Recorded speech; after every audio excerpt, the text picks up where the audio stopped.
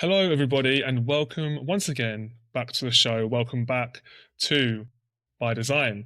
So, today I wanted to talk about this idea of lazy luxury and a little bit about why fake fashion is so popular right now and different traps that we might find with that, and whether brands nowadays are even virtuous at all. Is there any point in buying from them? So, something that we need to start with is the context, right? And the idea is we're living through a time that we can coin as the great exposure of modern fashion.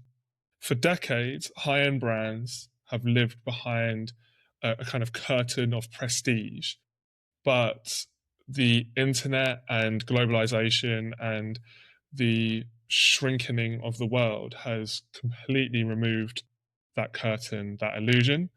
So we see this manifest in the creator economy, right? There are various creators, various people on social media that dissect $400 hoodies or $250 t-shirts to show that they're made of materials that cost a couple of dollars and prints or designs that are really lazy or cheaply made, right? So straight up, I'm going to talk about one brand that I see a lot. I've got no affiliation with them. I've never purchased from them. I've got friends who have bought from this brand and love their garments. Rude. I've seen Rude in content like this a lot. And a lot of the time it's because they sell these printed graphic tees for hundreds, but they use thin and cheap fabrics and they cost a fraction to make. So their markups are absolutely huge. They're eye-watering.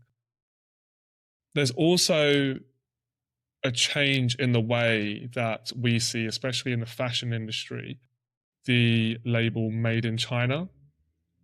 Made in China used to have such a stigma attached to it, but it's no longer got this shameful badge anymore because a lot of Chinese factories have become somewhat of a gold standard of manufacturing.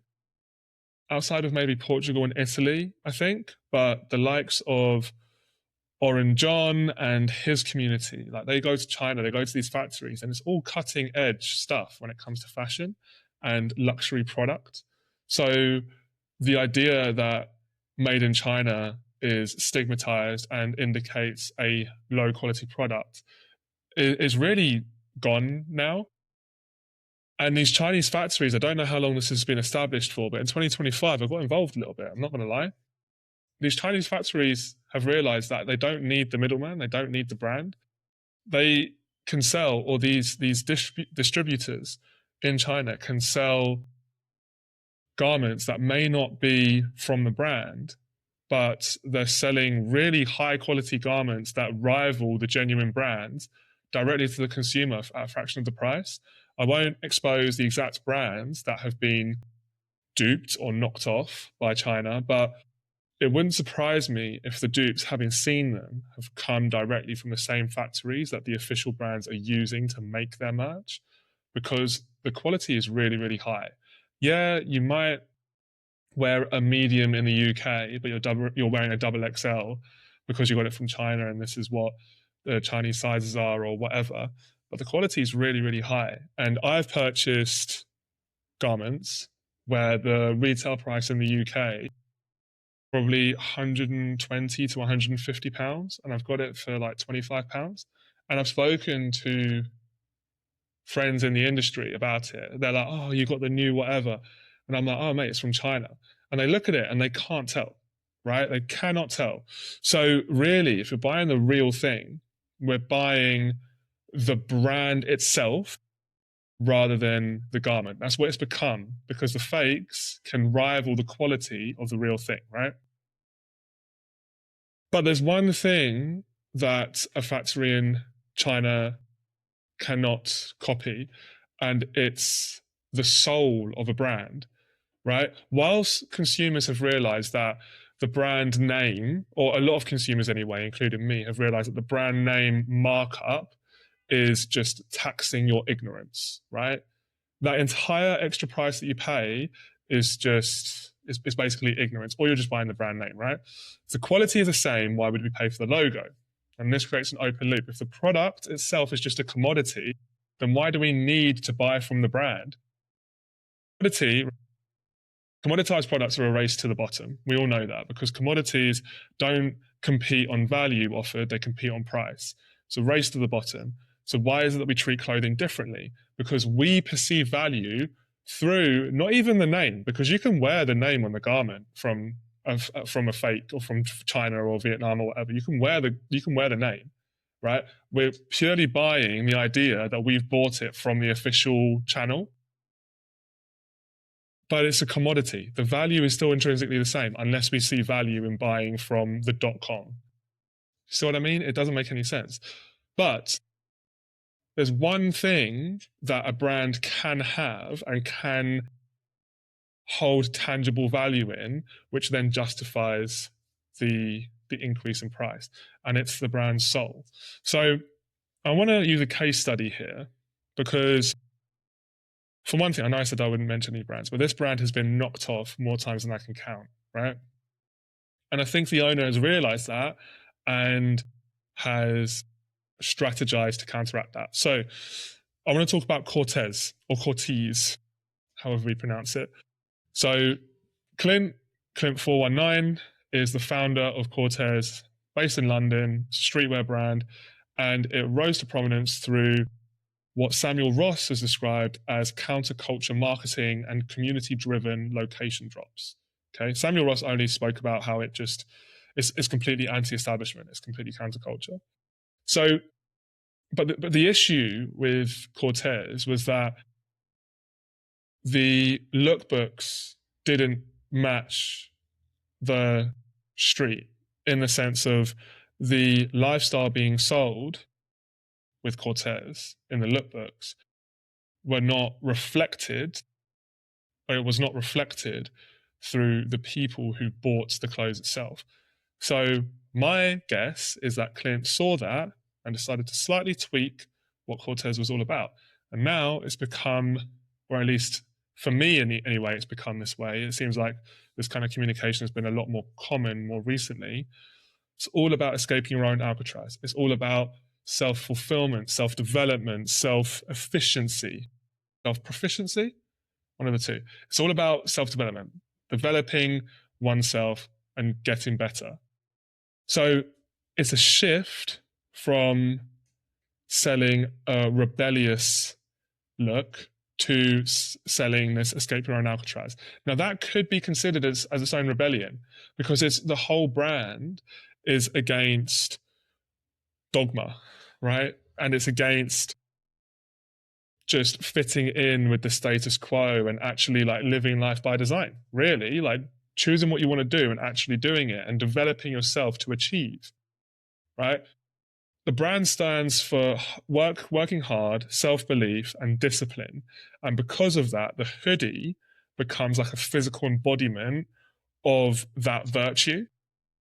So we're not buying just the cotton, we're not buying the hoodie, we're not buying the commodity, we're buying a badge of discipline. And we'd rather buy it from Corteiz, because if we buy it from China or these fake third-party vendors, then it feels like we're cheating out on this virtue, we're cheating out on this soul, we're cheating out on this ideal that we want to embody. And that doesn't sit well with us, that creates a dissonance. Corteiz is one example of, in my opinion, how it's counteracted selling fakes and really leaned into, okay, well, what is the soul of the company? And in doing so, I don't know the numbers, but I think it will have retained customers. I can only speak for myself, really, because when seeing like all the Corteiz stuff that's available straight from China, now it feels a little bit more like, actually, you'd rather buy the real thing because of what it stands for, because of the soul of the brand. So these brands that stand for something universal, like work hard and prosper, can create an affinity that a dupe cannot replicate, right? Because you can't buy self-belief from a bootleg factory, but you can buy the feeling of being at one with an actual brand. But in doing so, we feel like we need to buy from that brand, otherwise it creates dissonance. Okay? Another thing about this is we're going to get into AI, right? AI is a force multiplier, and you can't multiply by zero. So brands that are using AI generate lazy graphic tees a lot of the time because they think that output is the goal, is the be all and end all. But real design isn't just an image, it's a communication of taste, of skill, of expertise. And as a designer creative, I see the zero in AI only designs all the time because there's zero humanity in it. So the output equals AI capability, which is trending towards infinity, multiplied by humanity. And if there's no humanity in the product, then the output of the entire product is zero. Okay? I think that's really important to really address. When it comes to AI, you need to have a human input as well because AI is a force multiplier. So fashion brands in general are falling victim, I think, to dupes and dupe culture, especially vacuous brands that don't lean into the soul, they lean too heavily into their name. And brands that rely heavily on AI graphics also do the same because if there's no humanity, then there's no soul. And if there's no soul, then there's no reason to buy from that brand. You can just get a dupe elsewhere if you want the name so badly. But there's one industry that I think is immune to this, and it's sport, right? I think the sports world feels immune to this entire idea of a brand collapse. But it's one of the only industries that I can think of where the consumer is actually a believer, right? So the soul of the brand is one and the same as the soul of the consumer. So in sports, this brand affinity is renewed every Friday, Saturday, Sunday, right? There's a constant emotional pull on the heartstrings that fashion just can't match. Fashion ain't got that. Although my hot take for the future is that in the same way that Apple TV and all of its TV shows, right, and all of its films use Apple products, I think that these fashion houses are going to start creating their own TV shows because they've got tons of money. They can start creating their own film studios, their own TV studios, where the whole cast wear their garments. So in the same way that we get subliminal advertising for Apple through the morning show and Severance, we might also get the same subliminal messaging to shop from Prada if Prada created their own film or if Prada produced their own TV show or film. That's what I think is going to happen to get that constant renewal.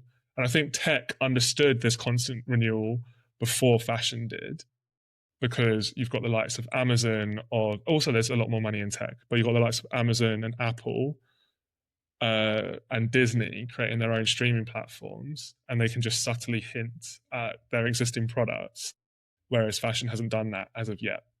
But it's 2026, who knows what could happen. So going back to sport, even though fans are loyal, clubs can be seen as taking the piss with £250 templated kits, right?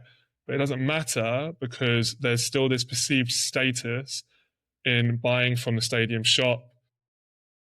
But then obviously that there's a threat of that being £30 exact replicas. You can get a replica top for 30 quid, which is a quarter of the price. Stadium stores nowadays. I imagine it's the same in the NFL, NBA, whatever. The exact official top is really expensive. You can get replicas really cheaply. However, the perceived status, the perceived value implied in buying directly from the shop and being in and amongst it and amongst that kind of environment, there is an inherent value into that, and that value is reinforced every weekend in the games. But I think there's a danger because some clubs continue to provide out-of-the-box designs without personality. My view is that in doing this, the clubs that do this kind of disrespect the fans' There are other clubs that are absolutely knocking it out of the park. There are clubs that collaborate with the latest streetwear brands and the brands that really, really push culture forward. And I think they're killing it because it feels like they're offering extra value to the fans. Even if there's not a collaboration, some of the merch that they're putting out in their club shops are of a really high quality and also are like really well designed. Hours of design goes into it, and they're repaying the fans. They're offering the fans more ways to embody this virtue of supporting that team. I think that's brilliant. But I think there are a lot of clubs that are also providing out-of-the-box designs without personality. These out-of-the-box designs aren't specific to the club. Therefore, the person wearing it feels cheated because someone at the rival club could be wearing the exact same thing. It's just that the name's changed. And I think that does disrespect the fans' loyalty. There are, like, for example, there are agencies that provide many clubs in the same leagues, potentially rival clubs, the exact same out-of-the-box designs, just changing the name and maybe the logo. And I think that's quite lazy. And the only way fans can win in not having this happen is by hitting the clubs in the pocket, is by essentially not buying from the club or not buying those designs. As I say, it's not all clubs at all, but it's something that I've noticed in some. Generally, it's lower league clubs because the out-of-the-box designs are cheaper, but my inclination is that you need to decide whether you're trying to champion the fans or not. And if you are trying to champion the fans, as many clubs are, and I can think of some clubs that are doing this 10x, and it's amazing. But if you're trying to champion the fans, the loyalty of the fans, then out-of-the-box designs clearly are not the right way to do that. So how do you fix a lazy brand? It's not necessarily just to do with sport. It can be lazy brands in general. So you don't lower the price, you justify it. So this is more to do with creatives. As consumers, the only way to lower the price is to not buy from it. Okay, the only way to move the needle is to force the company to realize that that product is insufficient, is a waste of time, do better. But as a designer, how is it that we can get ahead of that and in the back office or at the back end, make sure that these companies aren't producing lazy designs? So when I'm working with clients, I usually frame quality as an investment in longevity. So higher prices aren't the problem. A lack of corresponding value is the problem. Okay? If you pay peanuts, generally you get monkeys, right? Is the idea that I try to tell clients. And this is being shown, right? If you treat yourself as a commodity, if you're only justifying yourself in price, then congratulations, you are a commodity and your customers will find a way to get the exact same thing for cheaper. If you compete on price in the back end, you will find yourself competing on price in the front end, and there are too many ways to replicate what it is that you're doing at a cheaper price nowadays. You'll lose. Advertising your product is not the solution. In my opinion, you should only compete on value. And what do brands have to produce value? They have the soul of the brand. They have their own soul. They have their own personal mission. They have their own personal story that can relate to consumers to create lifelong fans in the same way as sport does, in the same way that some of the best football teams in the country are doing, to create loyalty and to create customers, right? So the first act of a creative director, in my opinion, or of a new creative director, should be to show the studio, to show the design process, to have a peek behind the curtain, to increase brand affinity with consumers and also prospective consumers. We should show the why behind all the stitches. We should show why it is that we're designing in this way. We need to invite the consumer behind the curtain to show them that we actually design things, that we actually have them in mind, that we're actually trying to help these people to embody these virtues and these ideas that they are holding, that we share. As a company, as a consumer, we're sharing these virtues, we're sharing these values. Okay, so intentionality is the only defense against the democratization of manufacturing, because the democratization of manufacturing has meant that once very stable, kind of entitled brands and companies are now becoming commodities. And as soon as you start to be a commodity, especially in the West, look, you will get absolutely decimated on price by competitors. So the only way to compete, the only way to survive, is to really lean into your own value proposition. And the way to do that is to design with soul, is to create a product that's uncopyable, is to design with soul, to design with the consumer at the forefront, and over deliver on value for that consumer so that you create a lifelong fan and you connect with the consumer more. That's the only way out of it. It's the only way to do it. And we should have been doing that from the jump. But as is life, it's not always like that. And that's it. That's the end of my rant. Another rant today. I really hope you got something from this. I lost sleep researching this episode, so I'd really appreciate it if you shared it with someone that you think would get something from it as well, that you think would get some value from it, some kind of insight. I'd also really appreciate it if you left a like or subscribe or comment or engage, follow on whatever platform it is that you're listening to. Please leave a rating if you're listening on Spotify. It really helps to, for one, boost my ego, but it also helps to help other people who might get something out of this, some educational entertainment from this, to see it. It helps it get shown to the right people. But the main thing is that I really appreciate you for listening, for all the support. It's been amazing. And thank you very much again for watching or for listening. And I will see you all on the next one. Have a great weekend.